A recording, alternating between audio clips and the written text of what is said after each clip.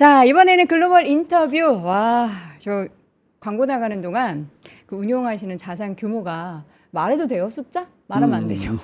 깜짝 놀랐어요. 네, 엄청나게 늘었고 수익 말하면 안 되죠. 네, 안 됩니다. 수익은 더 놀라운데 예, 바로 만나보도록 하겠습니다. 이완타증권 유동원 본부장 함께합니다. 본부장님 어서 오세요. 안녕하십니까. 아, 말하고 싶어요, 숫자를. 그러게요. 대단한 못하게 규모로 만들어놨어요. 유입이 됐고 일주일 사이에 엄청난 규모의 수익을 내셨다고. 네. 뭐가 제일 영향이 컸어요?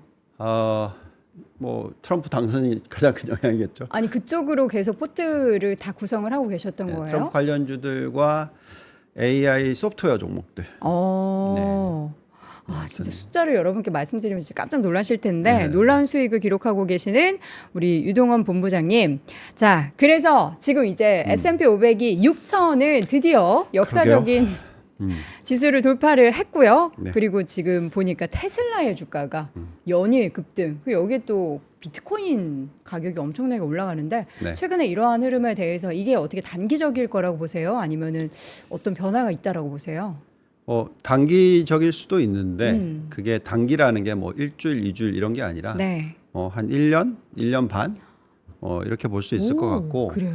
고점이 어느 정도일지는 뭐 계속 분석을 해봐야 되겠죠. 그래서 오늘 좀 노력을 해보시죠. 어쨌든 오늘 역사적인 날입니다. 네. 6천 위로 올라섰습니다. 맞아요. 그죠? 첫 6천 종가.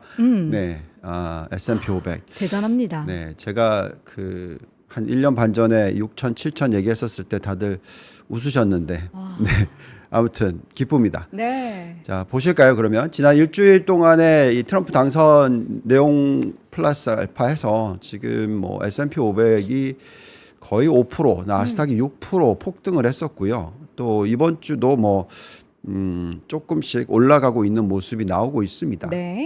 이런 가운데서 이제 앞으로 어떻게 될까 하는 부분에 있어서 이제 두 가지 요소를 가지고 우리 좀 생각을 해봐야 될 것 같은데. 우선은 뭐 경제가 어떻게 될 거냐 하는 부분에 있어서 또 짚어봐야 되겠지만 물가, 그러니까 트럼프가 당선이 됐으니까 금리에 영향을 좀 미치고 있잖아요. 네. 인플레이션이 너무 자극되는 게 아닌가라는 걱정들을 하고 있으시기 때문에 오늘 수요일 날, 목요일 날 PPI, CPI, PPI 나오니까 물가를 보면서 어느 정도 지금 뭐 괜찮은지 어쨌든 미 연준이 금리를 내려주긴 했잖아요.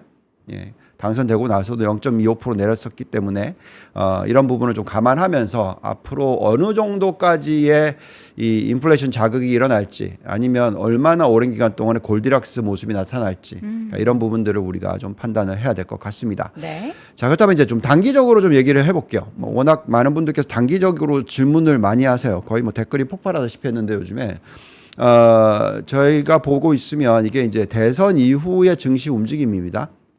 보시면 1900년대 이후에 보시면은 이렇게 지금 7번의 대선이 있었는데 짙은 색이 당선된 바로 다음 날 주가.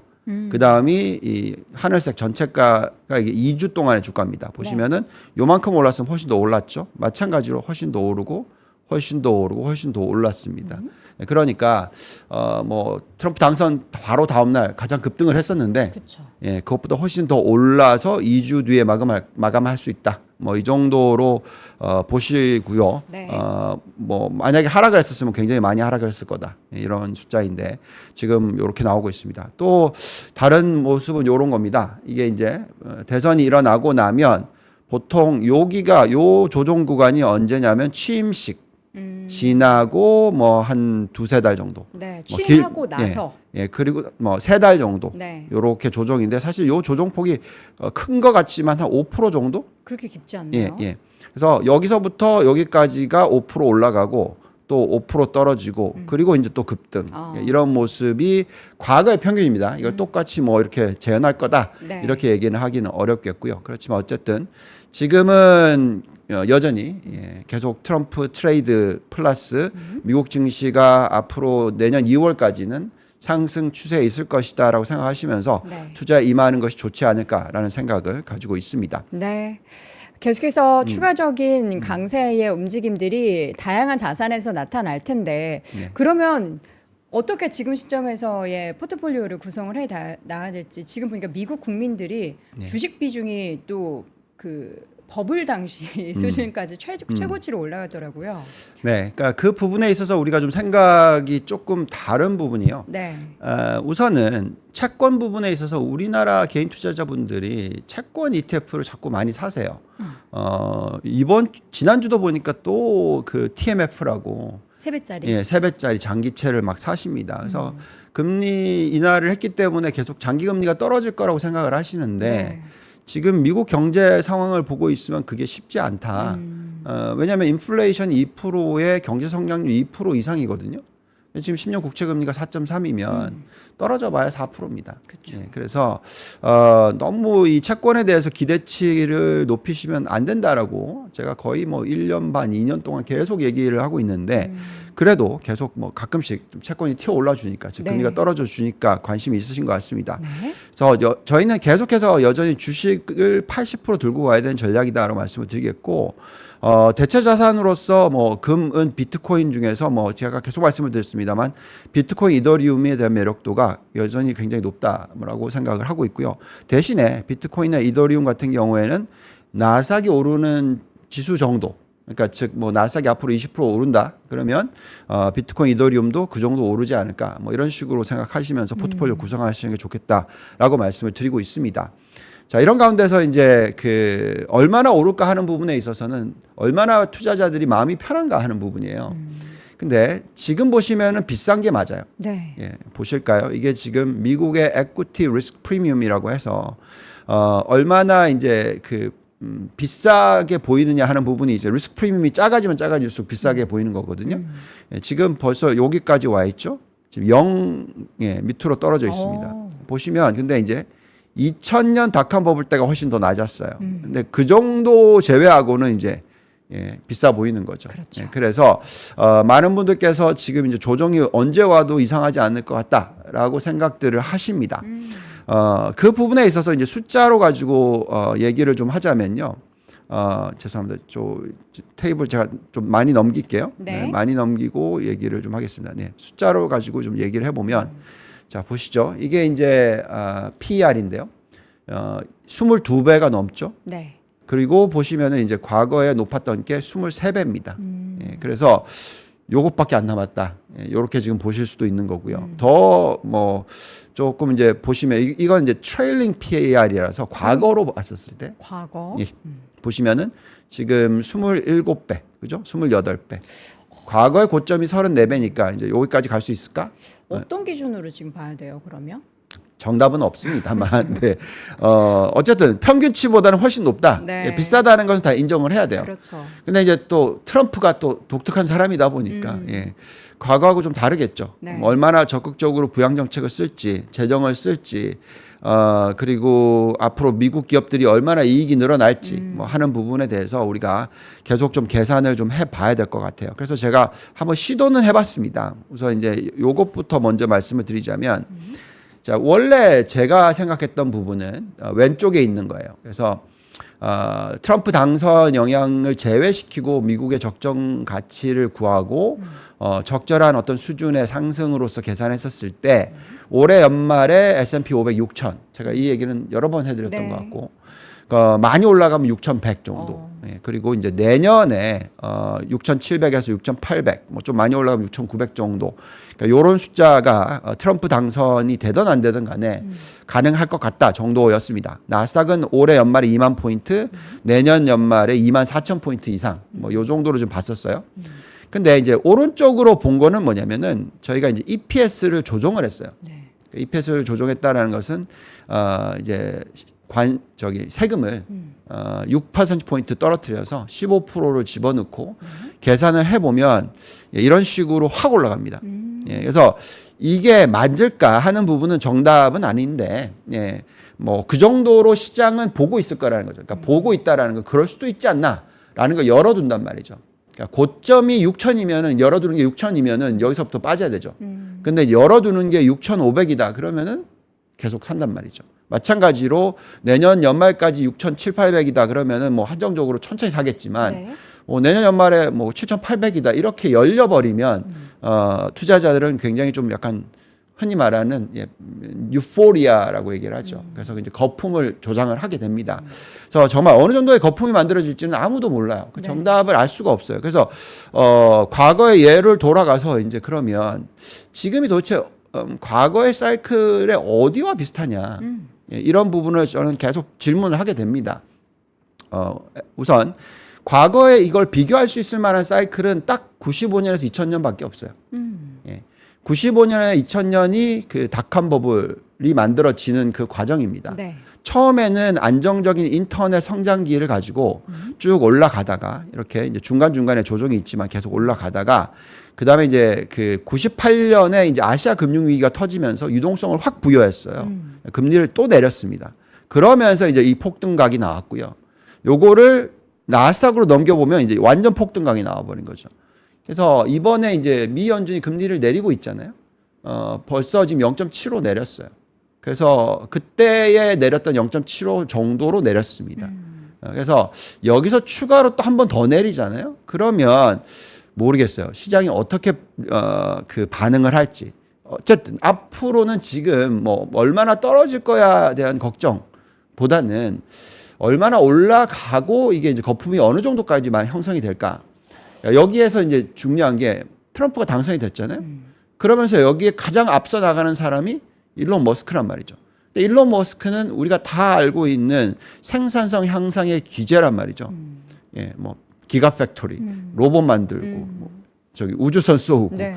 뭐 스타링크, 그러니까 땅에 까는 거 대비 모든 게 생산성을 높이고 효율이. 성장을 엄청나게 가지고 오는 그런 사람이 네. 이제 미국의 이 AI를 가지고 미국의 이 AI를 전략적 무기화하는데 상당히 앞장서지 않을까라는 생각까지 듭니다. 네. 예, 그렇다 보니까 글쎄요, 많은 미국 시민들이 요 가능성에 대해서 열어두고 시장을 보지 않을까라는 생각이 들기는 해요. 그래서 섣불리 제가 항상 얘기했던 건데 미국 시장에 투자는 제발 팔았다 샀다를 하려고 하지 말자. 사팔사팔이 아니고 모아가는. 모아가는. 네. 그러니까 이게 자꾸 지금 또 질문 또 나와요. 이제 그러니까 근데 트럼프 당선되기 전에도 네. 좀 팔아놨다가 이제 대선 지나고 나서 사면 어떨까요? 그랬더니 지금 또 튀어버렸잖아요. 근데 그런 분들도 계세요. 그 지금 저런 차트를 보거나 워낙에 이제 막 활황이 나타나고 있으면 불장이 나타나고 있으니까 지금 나의 전 재산을 모두 주식으로 한꺼번에 사겠습니다. 이런 것도 사실 좀 위험하지 않나요? 그렇죠. 근데 제가 볼 때 우선 계산을 좀 해볼게요. 네. 제가 어제 좀 그 계산을 좀 해왔는데 막 그 언론에서 막 때렸잖아요. 때렸다는 게 뭐냐면 언론에서 이제 미국 주식으로 몰려간 돈이 자그마치 1,000억 달러다. 예. 엄청나게 큰 금액처럼 보이잖아요. 네. 이게 딱 어떤 느낌이냐면 2013년, 14년대에 가계부채가 뭐 엄청나다, 무슨 조다 이러면서 그 숫자만 딱 던져요. 그럼 그것만 보고 있으면 와 이렇게 된단 말이죠. 네. 근데 우리는 항상 GDP 대비해서 계산을 해야 돼요. GDP. 네. 그래서 2013년에 뭐 부동산이 다 꼭지라고 얘기했었을 때가 GDP 대비해서 겨우 70%대 중반이었단 말이죠. 그러니까 부동산 가격이 그 지난 10년 동안, 11년 동안 얼마나 급등을 했습니까? 그죠? 네. 지금 미국에 지금 투자되어 있는 우리나라의 재산, 이 주식이 뭐 1,000억 달러 계산해봐서 이게 우리나라 GDP의 약 6%가 안 되고요. 네. 그리고 우리나라 시가총액의 겨우 5%밖에 안 됩니다. 예. 그러니까 제가 볼 때는 한참 더 갈 거라는 거죠. 그러니까 우리나라 투자자들의 입장에서는 네. 이쪽으로 돈이 더 많이 갈 것 같다라는 느낌은 듭니다. 물론 또 뭐 많은 분들께서 이제 고점이라는 얘기를 많이 하잖아요. 미국 증시가. 근데 잘 생각해 보시면 제가 전에도 그런 얘기를 해드렸는데 지금이 이제 어떤 환경이죠? 과거에 냉전이 있었을 때 소련과 미국이 계속해서 뭐 우주 산업부터 시작해서 모든 부분에 기술력 경쟁을 하다가 1980년대부터 소련이 무너지기 시작했고 그리고 결국 1990년대는 사라졌잖아요. 그러면서 미국의 이 슈퍼파워가 만들어지는 이 과정에서 미국의 시가총액이 전 세계 시가총액의 65%까지 간 적이 있어요.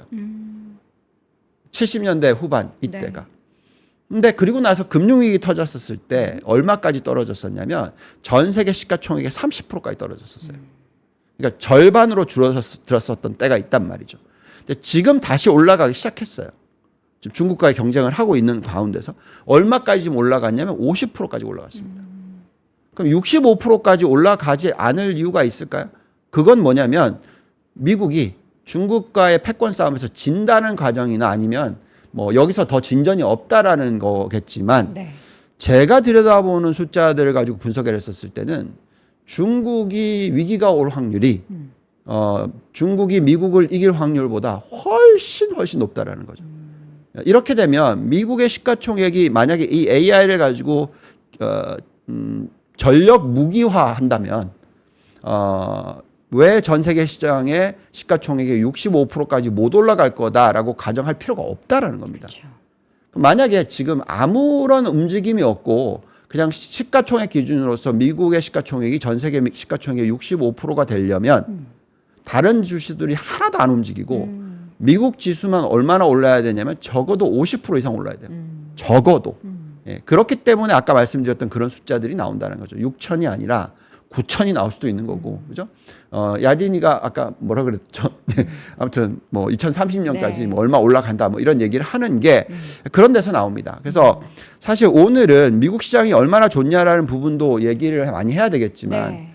중국이 얼마나 안 좋냐라는 거에 대해서 얘기를 좀 많이 하고 싶어요, 사실. 중국이 지금 열심히 뭐 부양책 이야기도 나오고 사실 뭐 지난 주말 사이에 나왔던 부양책에 대한 실망감이 어제 국장에서도 뭐 화장품 관련한 종목들도 그렇고 많이 좀 빠지게 만들었는데 네. 지금 일부 투자자분들께서는 반신반의하면서 그래도 중국이 이번에는 정말 이를 갈고 정말 이제 살아남기 위해서 뭔가 하지 않을까라는 생각을 맞아요. 했어요. 네.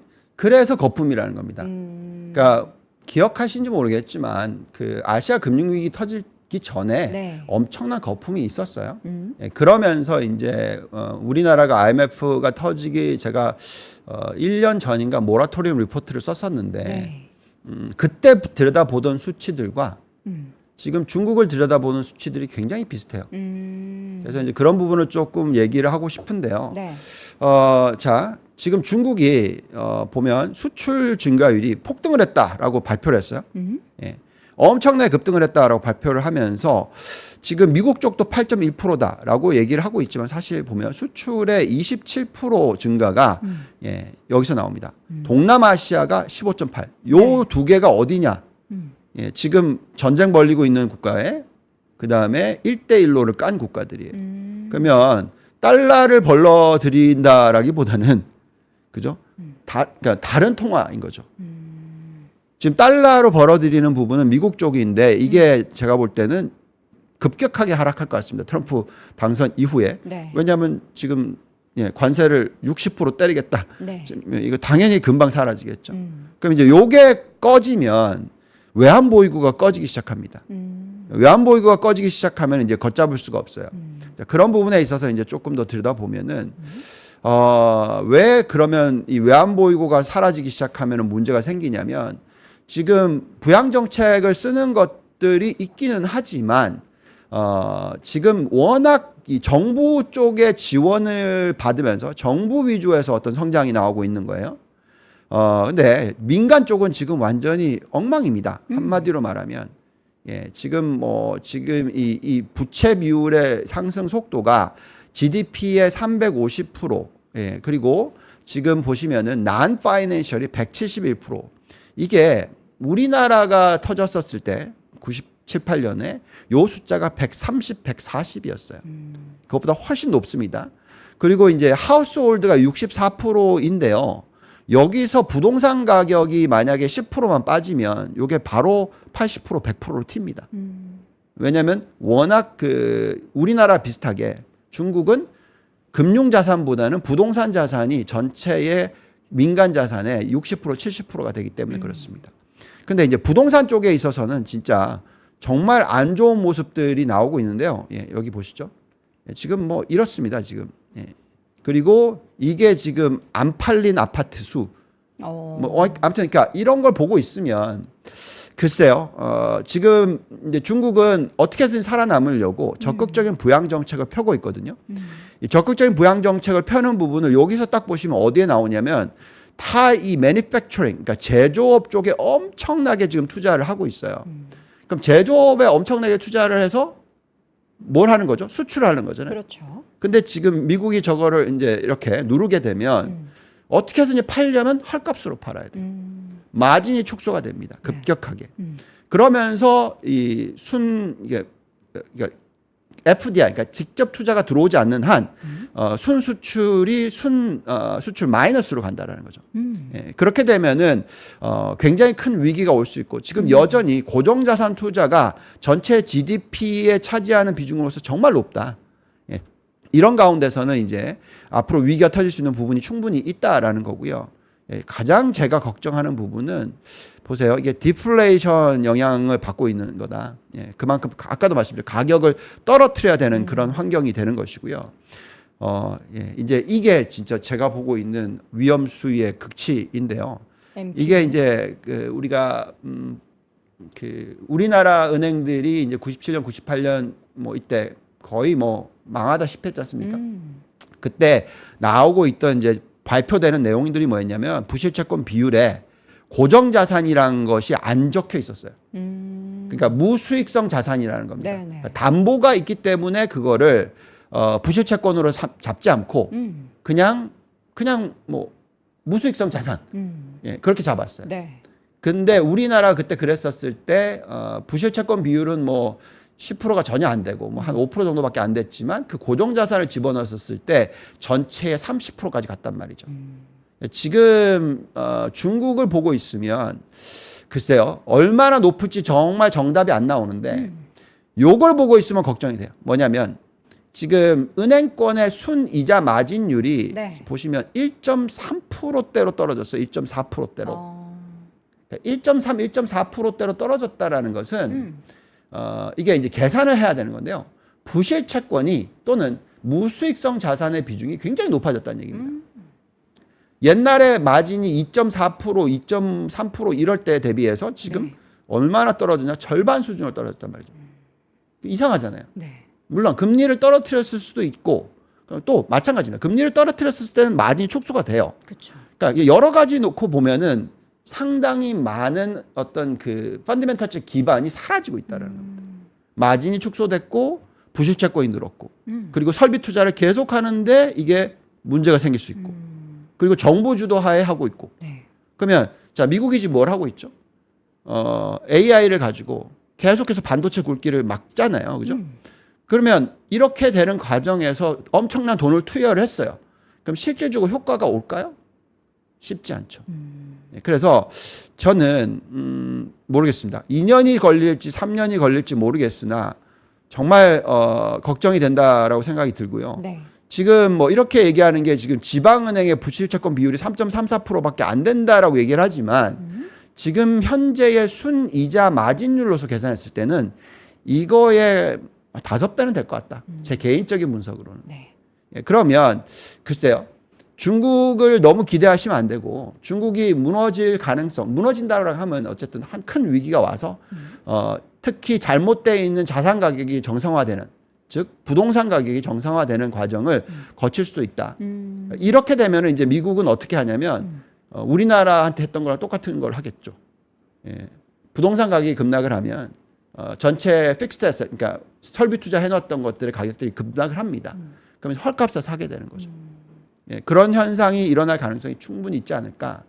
예, 그래서 제가 말씀드리는 거는 지금은 또 이제 다시 미국으로 되돌아가서 미국의 어떤 투자 비중에 있어서 우리가 가장 신경을 써야 되는 부분은 어쨌든 미국과 일본이 지금 현재 선진국으로서의 어떤 시가총액 비중이 점점 높아질 것 같다라는 생각이 들어요.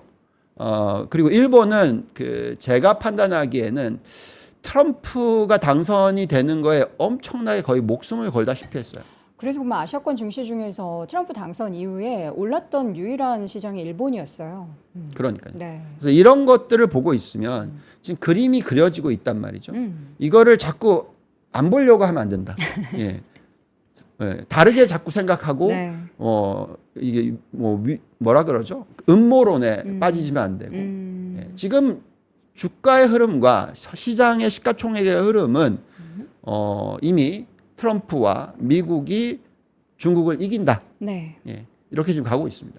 그래서 우리는 그쪽에다 초점을 맞추셔야 되고 우리나라 기업에 투자를 할 때도 당연히 미국과의 관계가 어떠냐. 미국의 수출을 할 때 관세를 얼마나 얻어맞을까, 덜 맞을까, 아니면 미국의 공장이 얼마나 있냐, 뭐 미국의 소비 시장에 얼마나 팔 수가 있냐, 이런 거죠. 그쵸. 어쩔 수가 없습니다. 거기다가 가장 중요한 포인트는 달러가 쉽게 우리나라 원화 대비해서 약세로 갈 것 같아 보이지 않는다는 거죠. 예. 지금 1,400원 넘었잖아요. 네. 예. 그 정답이라는 것은 없지만 네. 다들 이런 얘기를 저한테 정말 많이 하셨거든요. 지난 뭐 거의 3년 4년 동안에 원화가 너무 약한데 1,300원인데 1,200원 가는 거 아닙니까? 그럼 1,200원 갔을 때 미국 투자해야 되는 거 아닌가? 뭐 이번에 또 지금 1,400원이잖아요. 1,300원 갔을 때 투자하는 게 아닌가? 그것도 1,500원 가면 어떡할 거예요? 그러니까 미국 주식 투자하시는 분들은 네. 그런 달러화의 움직임에 사실 둔감해져야 될 필요도 있을 것 같아요. 그러니까 네. 그 환율은 네. 결과지 네. 그것이 시작이 아니란 말이죠. 그죠? 환율을 결정을 해놓고 투자를 만들겠다. 이거 안 돼요. 옛날부터 똑같은 얘기인데 퍼센테이지로 막 생각하시더라고요. 환율 네. 빠지면 내 수익 빠지고 네. 이렇게 생각하시니까. 굉장히 스마트하신 분들이 전 찾아오셔서 네. 계산까지 엑셀까지 네. 그려놓고 환율 흐름이 이렇게 환율 되고, 이렇게 되면 근데 주가가 우리가 수익이 이렇게 되고. 나지만 네. 이렇게 하시면서 어떻게 환차선으로. 그렇게 하시는데 그거는 정답이 제가 볼 때는 아니다라는 거죠. 달러화는 그냥 달러화 기준으로 보는 게 맞죠. 맞습니다. 예. 그래서 네. 저는 뭐 제가 알고 있는 모든 지인분들한테 최대한 바꿀 수 있을 만큼의 달러화를 해라. 만약에 중국이 만약에 제가 생각하는 게 맞다면 네. 뭐 맞지 않기를 바랍니다만 맞다면 위안화가 7에서 그만 멈출까요? 아니죠. 8, 9, 심지어 10까지 갈 수 있고요. 네. 만약에 위안화가 그렇게 갔을 때 원화가 1,400원에 멈출 수 있을까요?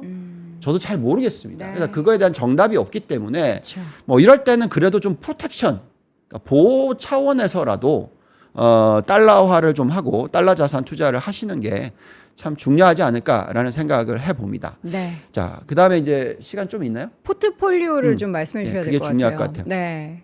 그래서 지금 사실 다 트럼프 트레이드 관련된 종목들만 오르는데 우리가 포트 구성을 어떻게 해야 되는 거예요? 네.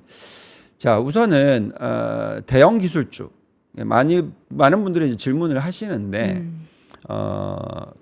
그래서 정답이 없기 때문에 그냥 ETF를 투자를 하시는 게 맞다라는 거죠. 예를 ETF로. 들면 다들 엔비디아만 좋아하고 테슬라 엄청 싫어했잖아요. 기억나시죠? 네. 당선되기 전까지만 하더라도. 근데 요즘에는 엔비디아는 좀 덜하고 테슬라가 좀 난리나죠. 네. 예. 그러니까 이걸 잘 몰라요. 우리가 정확하게 누가 이기고 누가 안 이기고가 없어요. 근데 뭘 아셔야 되냐면 미국이라는 나라가 이 매그니피센트 세븐이나 대형 기술주를 버리고 갈 수가 없어요. 그래서 아무리 반독점법을 쓴다 하더라도 네. 어느 한 명은 손해를 보더라도 어느 하나는 수혜를 본단 말이죠. 그래서 우리가 생각할 때는 왜냐하면 이 매그니피센트 세븐이 지금 전체 시가총액의 30%가 넘는데 네. 이게 올라가야지만 미국이 AI를 연결시켜서 전략적 기술화를 통해서 전략적 무기화 시킬 수 있고 그만큼 커질 수가 있다라는 거죠.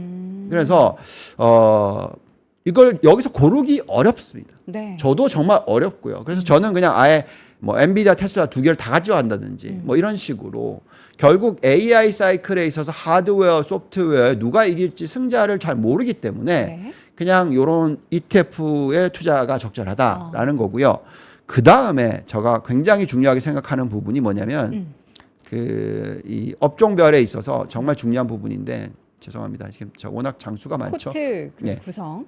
제가 바꾼 게 여기에 있습니다. 네. 지금 전에 갖고 온 거하고 좀 다른 부분이 여기에 조금 있는데요. 늘어나고 줄어든 게 있네요. 네. 우선은 또 IT를 더 늘렸고요. 2%포인트 네. 더 늘렸고요. 그리고 하드웨어를 확 줄이고 소프트웨어를 확 올렸어요. 전에는 정반대였습니다. 네. 하드웨어가 35고 소프트웨어가 25였거든요. 네. 근데 지금은 반대로 하드웨어 25, 소프트웨어 35. 그래서 AI 소프트웨어 관련된 쪽에 대한 관심이 굉장히 중요하다라고 말씀을 드리겠고요. 네. 그다음에 이제 바이오 헬스케어를 조금 줄였어요. 왜 그러냐면 바이오 헬스케어는 아무래도 그 헬스 공약 쪽이었고 실질적으로 지금 이제 트럼프가 하는 쪽으로 가게 되면은 금리가 많이 떨어질 것 같아 보진 않아요. 근데 트럼프도 어쨌든 이제 점진적인 약가 인하 뭐 이렇게 하면 예. R&D 늘고 뭐 그래서 바이오 좋다 뭐 이런 뭐 얘기를 그러니까 하는데. 약가 인하를 하면 그 네. 종목이 아닙니다. 미국은 기본적으로 네. 예, 바이오 종목이라는 게요.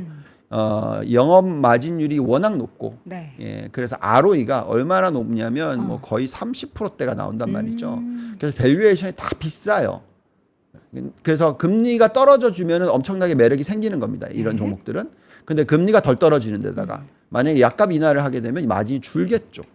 예. 점진적 약가 인하라고 또 예, 얘기하는. 그래서 무슨 얘기냐면 네. 투자를 하지 말자가 아니라 조금은 예, 줄이자. 예, 그리고 바이오 쪽은 진짜 이제는 또 다시 이쪽도 사실 종목 선택이 참 어려웠는데 네. 종목 선택 위주로 가야 되는 그런 환경이 만들어지고 있는 게 아닌가라는 생각을 하고 있습니다. 네. 최근에 주가 흐름 보시면은요, 소프트웨어가 어. 예, 폭등을 하고 있어요. 그렇죠. 예, 뭐 가장 대표적인 제가 종목들을 얘기할 수가 없는데 어쨌든 좀 그냥 미국 AI 소프트웨어 쳐보시면 관련 종목들 쭉 그거도 나오죠? 쭉 나오는데 정말 주가 차트도 한번 다 찍어 보십시오. 거의 미친 듯이 올라가고 있는데 또 심지어 이런 종목도 올라가고 있어요. 로켓랩.